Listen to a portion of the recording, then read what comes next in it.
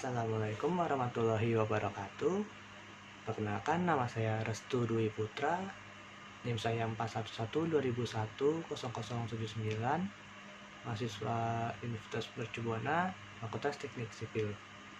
Hari ini saya akan mempresentasikan materi tentang kedisiplinan sarjana. Materi selanjutnya, pendahuluan. Upaya pemberantasan korupsi sudah dilakukan sejak lama dengan menggunakan berbagai cara. Sanksi terhadap pelaku korupsi sudah diperberat, namun hampir setiap hari kita masih membaca atau mendengar adanya berita mengenai korupsi. Istilah korupsi berasal dari bahasa Latin yaitu corruptio, dalam bahasa Inggris adalah corruption atau corrupt, dalam bahasa Prancis disebut corruption, dan dalam bahasa Belanda disebut corrupt.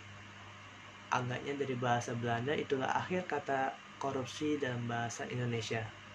Korup berartinya busuk, buruk, suka menerima uang sogok, memakai kekuasaannya untuk kepentingan sendiri dan sebagainya. Korupsi adalah perbuatan yang buruk seperti penggelapan uang, penerimaan uang sogok, dan sebagainya. Selanjutnya, bahaya korupsi terhadap masyarakat dan individu. Jika korupsi dalam suatu masyarakat telah merajalela dan menjadi makanan masyarakat setiap hari, maka akibatnya akan menjadikan masyarakat tersebut sebagai masyarakat yang kacau. Tidak ada sistem sosial yang dapat berlaku dengan baik. Setiap individu dalam masyarakat hanya akan mementingkan diri sendiri, self-interest, bahkan selfishness. Tidak akan ada kerjasama dan persaudaraan yang tulus. Korupsi juga membahayakan terhadap standar moral dan intelektual masyarakat. Ketika korupsi merajalela, maka tidak ada nilai utama atau kemuliaan dalam masyarakat. Theobald menyatakan bahwa korupsi menimbulkan iklim ketamakan selfishness atau cynicism.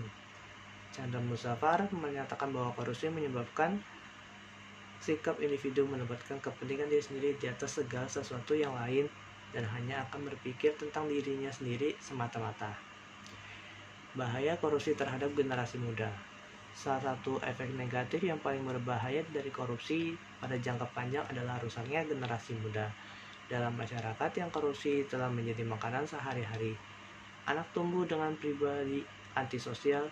Selanjutnya generasi muda akan menganggap bahwa korupsi sebagai hal biasa, sehingga perkembangan pribadinya menjadi terbiasa dengan sifat tidak jujur dan tidak bertanggung jawab. Bahaya korupsi terhadap politik. Kekuasaan politik yang dicapai dengan korupsi akan menghasilkan pemerintahan dan pemimpin masyarakat yang tidak legitimate di mata publik.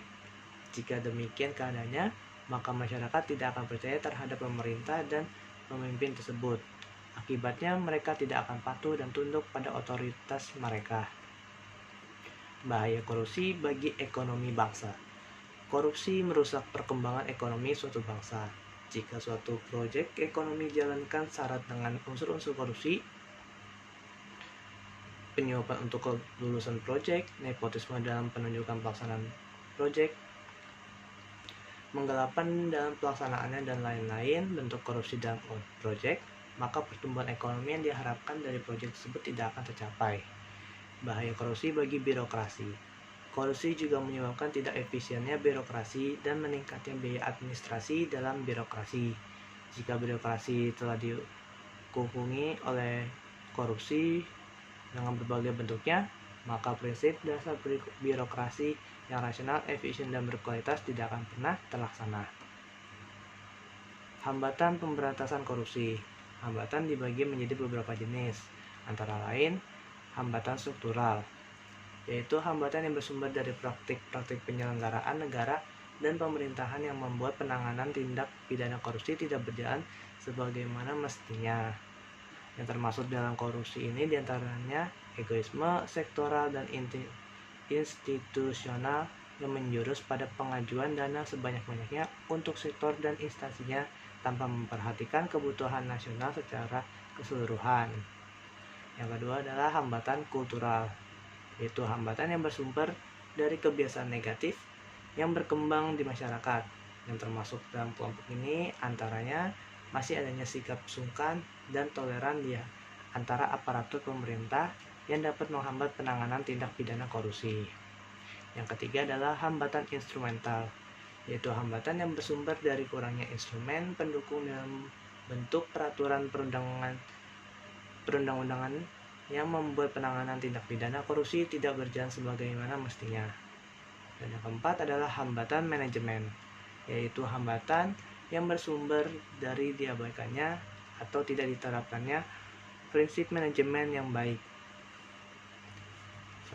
Selanjutnya materi integritas diri.